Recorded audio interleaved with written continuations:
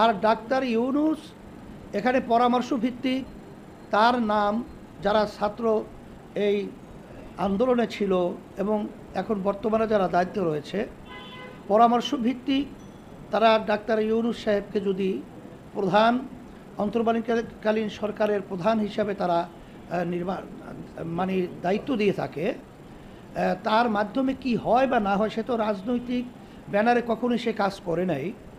যেহেতু সে কাজ করে নাই বিধায় আসলে আমরা এখনই তার ব্যাপারে কোনো মন্তব্য পরিষ্কার করার মতো এখন পর্যন্ত আমরা পারছি না। এটা আমরা দেখব যে আসলে আমরা যে সরকার আসবে এখন তো আমরা তাদের ব্যাপারে জানি না বিধায় এখন তো অসমর্থনের কথা এখানে আসার সুযোগ নেই। সেটা এখন বলা যাচ্ছে না, এটা আমরা অবস্থার পরিপ্রেক্ষিতে আমরা ইসলামী সমমনা দলগুলোর ব্যাপারে আগেই আমরা বলেছিলাম যে আমরা চেষ্টা করব একত্রিত হয়ে ইসলামের পক্ষে বাক্স দেওয়া নির্বাচনে।